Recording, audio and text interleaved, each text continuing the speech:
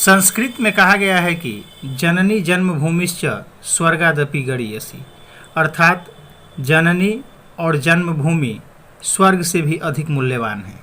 इकबाल ने एक बार कहा था, पत्थर की मूर्तों में समझा है तू खुदा है, पत्थर की मूर्तों में समझा है तू खुदा है, खाके वतन का मुझको हर एक जर्रा देवता है।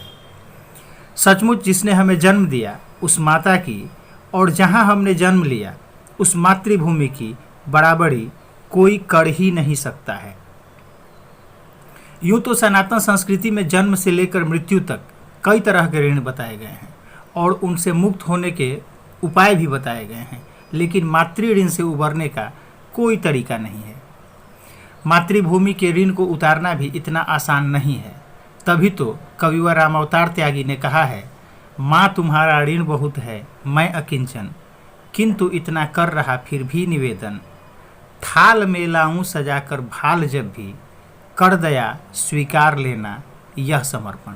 यानी हम अपने शीश का मोल देकर भी माता और मातृभूमि के आशीष का मोल नहीं चुका सकते।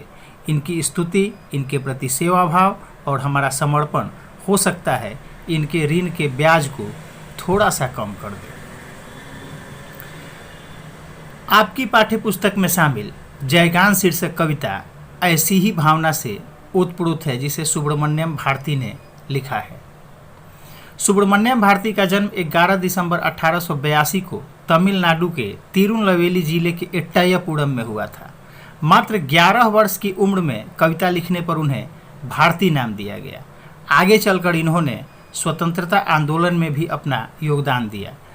इनकी कविताएं जनमानस में राष्ट्रीय भावना को जागृत करती हैं। पांचाली शपथम, द्रौपदी की शपथ तथा कानन पाट्टू कृष्ण गीत इनकी प्रमुख रचनाएं हैं। 11 सितंबर 1921 को इनका आकस्मिक निधन हो गया। भारती जी के मन में राष्ट्र भावना कूट कूट कर भरी थी।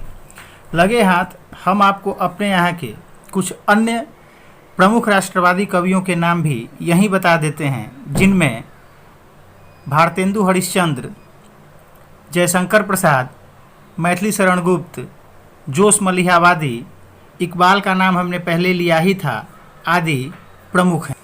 अब इससे पहले कि आपकी पाठ्य पुस्तक में शामिल जयगान शीर्षक कविता, जो कि सुब्रमण्यम भारती द्वारा लिखित है, के अर्थ और भावों पर चर्चा हो, आइए एक बार इसका सस्वर वाचन करने का प्रयास करते हैं।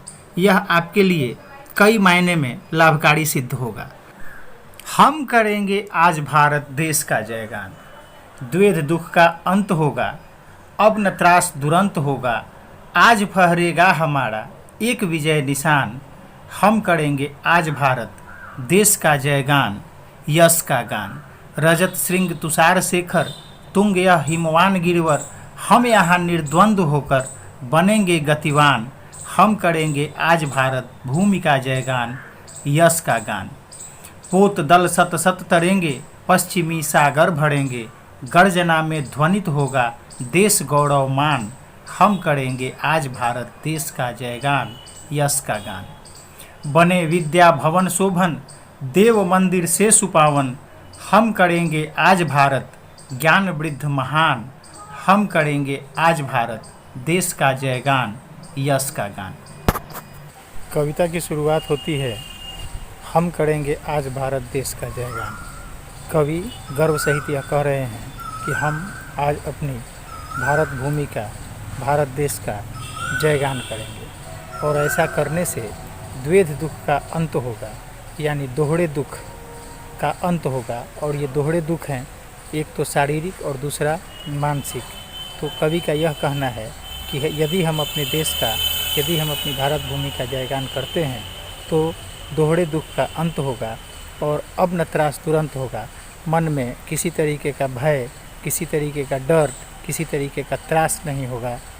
और यह तभी संभव हो सकेगा जब आज फहरेगा हमारा एक विजय निशान, जब हमारा एक विजय निशान यानी तिरंगा, जिसके तले हमने अपनी आज़ादी की लड़ाई लड़ी थी, यह हमें एक अलग तरीके की ऊर्जा देता है। यह हमारे मन को राष्ट्र प्रेम से भर देता है। तो जब हमारा एक विजय निशान फहरेगा तो हमारे मन से शारीरिक और मानसिक दुख मिटेंगे। और यही कारण है कि कवि अपने देश का जयगान करना चाहता है। आगे इस कविता में कहा गया है कि रजत श्रृंग तुषार शेखर तुंग यह हिमवान गिरिवर, हम यहाँ निर्द्वंद होकर बनेंगे गतिवान।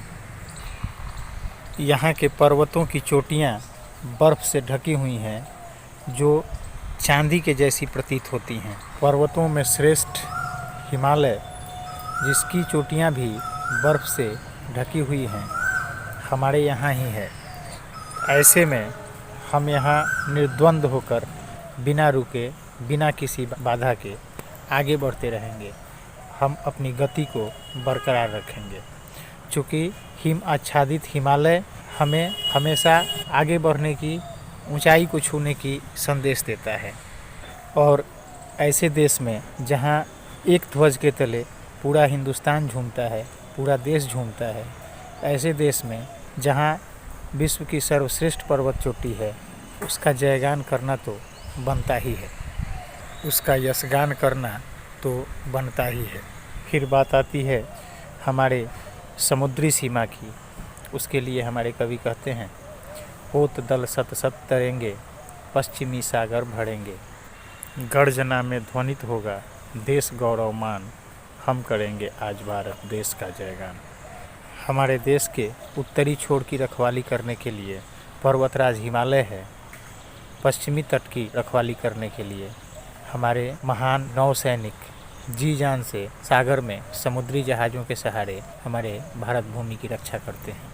तिरंगा लहराकर, आसमानों को छूकर और सागर गरज कर हमारे देश की गौरव गाथा का गान करता है। फिर हमारा भी ये परम कर्तव्य बनता है कि हम भी अपनी भारत भूमि का, अपने भारत देश का, अपनी मातृभूमि का जयगान करें। अंत में इस कविता में कवि की एक अहम लालसा झलकती, और वो है, बने विद्या भवन शोभन, देव मंदिर से सुपावन, हम करेंगे आज भारत ज्ञान वृद्ध महान, हम करेंगे आज भारत देश का जयगान। इन पंक्तियों के माध्यम से कवि विद्या भवनों को, यानी विद्यालयों को सुशोभित देखने की इच्छा रखता है, उनमें मंदिर जैसी पवित्रता की कल्पना करता है, जहाँ विद्या के देवी की आराधना विद्यार्थी रूपी भक्त करते हों, शिक्षक पुजारी हों जो निरंतर विद्यार्थियों को शिक्षा और संस्कार का प्रसाद बांटते हों, और विद्यालय के वातावरण से मंदिर जैसी पवित्रता की निरंतर महक आती हो। कवि ऐसा इसलिए चाहते हैं क्योंकि यही वो जगह है जहां हमारे देश का भविष्य बड़ा होता है।